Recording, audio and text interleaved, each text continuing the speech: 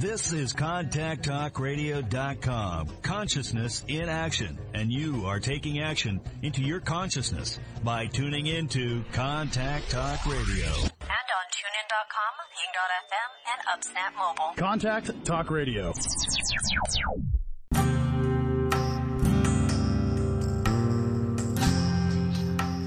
Welcome to Spiritual Psychic with Sarah Wiseman, where you'll learn how to unlock the secrets of spiritual intuition and your own psychic gifts.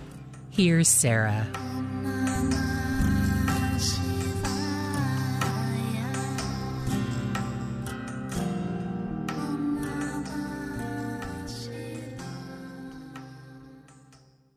Hey everybody, it's me, Sarah Wiseman.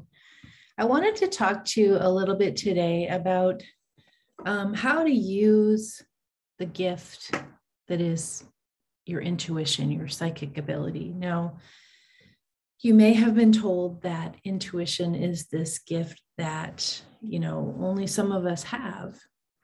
It's just like the chosen few. Well, this isn't true at all. In fact, it's a complete myth.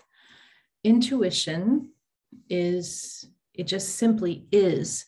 It's a sixth sense. Sometimes you've heard that phrase. That's as natural or as normal as hearing or seeing or any of the other senses that we have. And there's no time you're without it. It's always switched on. Your intuitive self, your psychic self is always on, even if you're not aware of it. So at its essence, intuition is the ability to wake up to the universe and to claim your identity as a divine being in an earth body. So you're recognizing your soul self in this human container. So intuition is an opening, an awakening, and all you have to do is really step in and claim it. And it is, when you are ready for it, it is ready for you.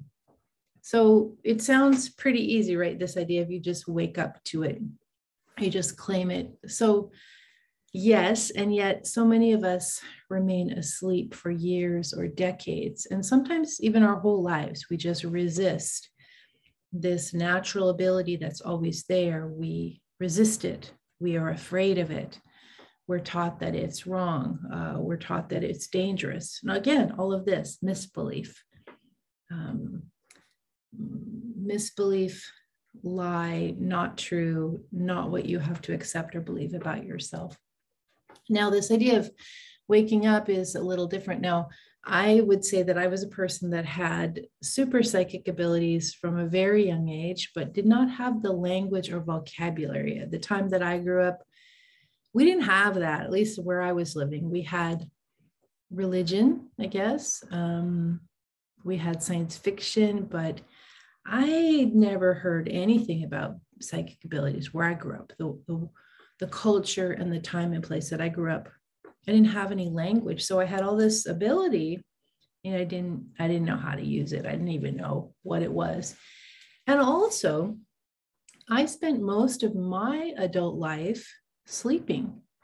I would hear these wake-up calls from the universe to open up into something bigger. But throughout my 20s and 30s and 40s, every time the wake-up call came, I just hit the snooze button, like, no, not interested in waking up. And so sometimes when we are really resistant to what's actually happening, to where the universe is trying to take us, it takes a pretty big wake-up call.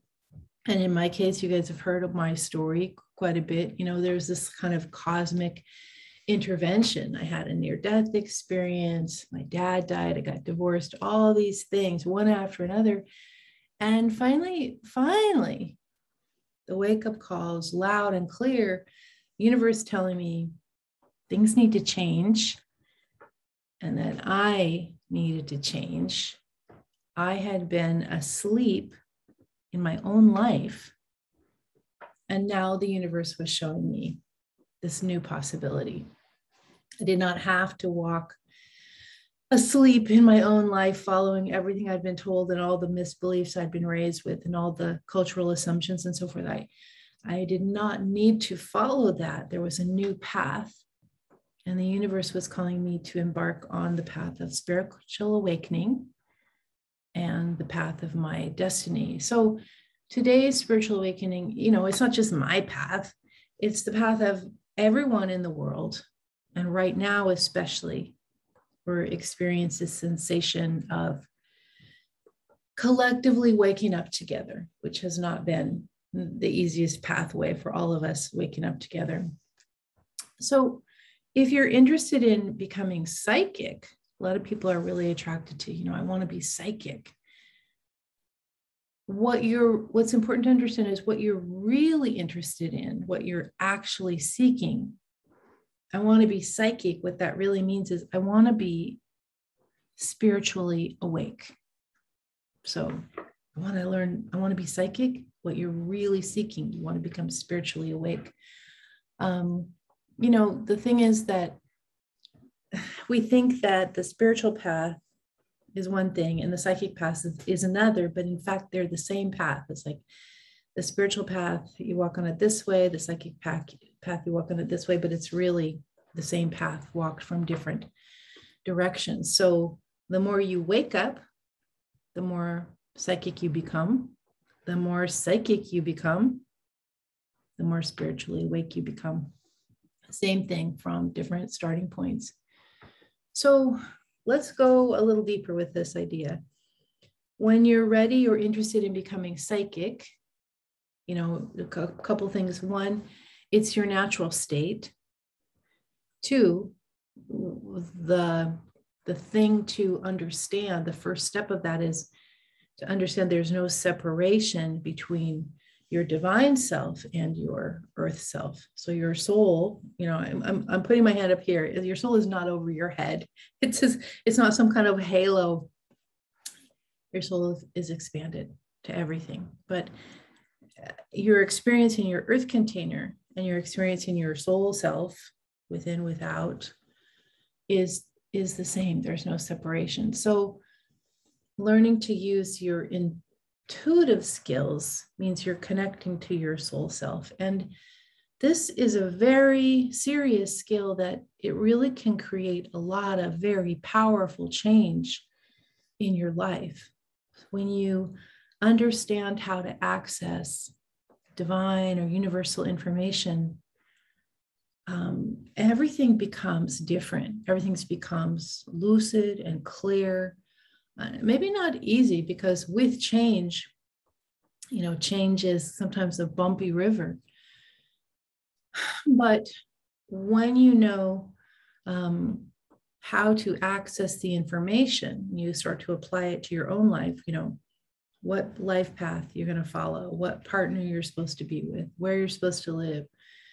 You suddenly know this stuff. You're not trying to figure it out from a pros and cons list, or not trying to figure it out from rational thought. You just know how to access that information, and you have the clarity, and you know how to repeat that process, so you can gain that information over and over and over again, this repeatable, consistent process. So intuition is about understanding where you are now, you in your situation, and then understanding what your highest possibility or next steps are from this point forward. When you start to kind of live, instead of from your mind perspective, small self, you start to live from the big self, the soul perspective. And you learn how to work with universal energy. You learn how to see and hear and know, this is my highest path, or here's where I'm going to grow the most as a person, and here's how I'm going to experience the most soul growth in a lifetime. And of course, it's always about, working beyond time and space. It's just a given. Our souls are not just stuck in this here and now. And it's also about doing this karmic work of healing relationships and healing situations and healing your own human heart. It's about doing your soul lessons, not only from the perspective of this lifetime, but going back or going forward and looking at yourself as soul in all the many lifetimes you've experienced. What needs to get cleaned up? What relationships need to get cleared? Where are you on that karmic wheel of working through your stuff and becoming more expanded? So here's where intuition comes in. The universe will provide you with guidance every time you ask. So when you learn how to ask for and receive this guidance, and when you learn how to ask for and receive and trust this guidance, then everything in your life begins to move in divine flow. Everything begins to shift into where the universe is trying to take you. So what is required? This practice of being the spiritual psychic.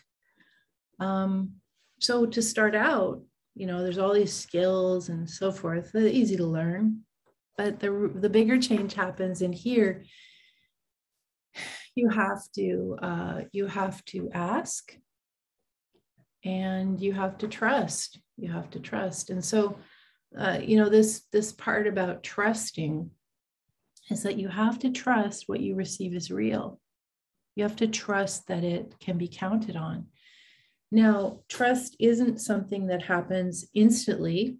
It usually takes some getting used to, but after a few psychic experiences that happen and that make sense to you, it's really time to put away your disbelief, this need to have everything proven every single time, do a flow chart on it and a graph and, etc., and start trusting the universe. So some of the things you can trust are, you can always trust that intuition arrives from divine source, from the universe, from your soul self and your connection to collective soul.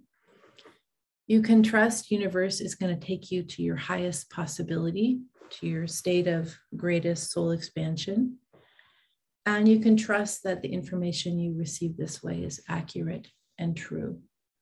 So trust is probably one of the most important lessons you'll learn at the beginning, and maybe even especially if we have difficult times in our life where it's hard to know what's happening. Trust, we come back to trust.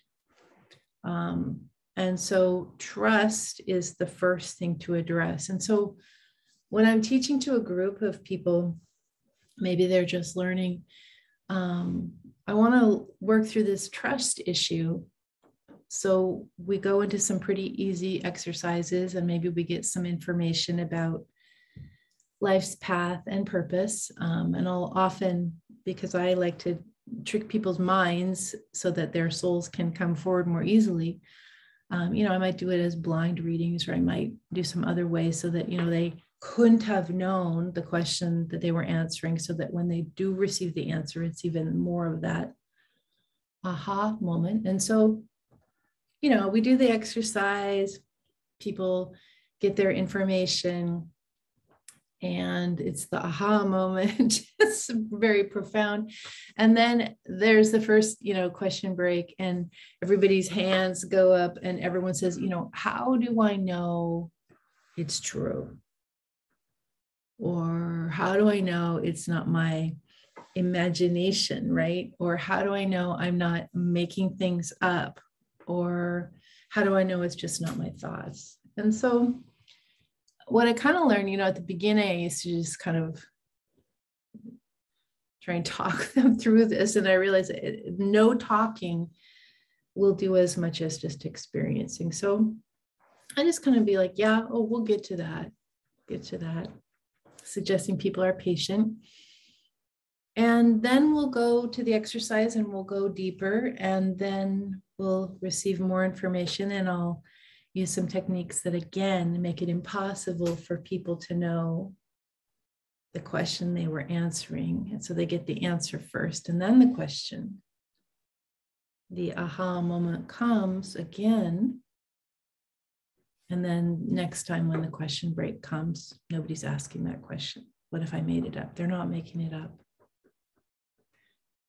What if it's just my thoughts? It's not just your thoughts. You are going to receive from higher source than your mind, ego, personality. You're going into soul, which is collective soul, which is the universe, God, one, all, divine. That's where your source is. So at this point, at some point, some people take a little bit longer than others, depending on how you've been raised, how you approach trusting, but at some point, you're going to surrender your disbelief. And you'll trust that what you're receiving is real and true and divine. And this exact instantaneous moment that this happens, it's the bigger aha. It's the moment you're waking up, you discover that everything in your life has started to change. Everything is going to be different now because you have this source that you can rely on to guide you and mentor you and help you out in this lifetime. That's bigger than your mind, ego, personality. It's bigger than what you can make up on your own. Okay, and then the next part is, you have to ask. Part 2 is, yes, you have to trust. And then you also have to ask. You need to ask the universe to assist you. Even in the Bible, ask and you will receive. The universe is waiting for you to request assistance. The universe is waiting for you to ask so that it can respond.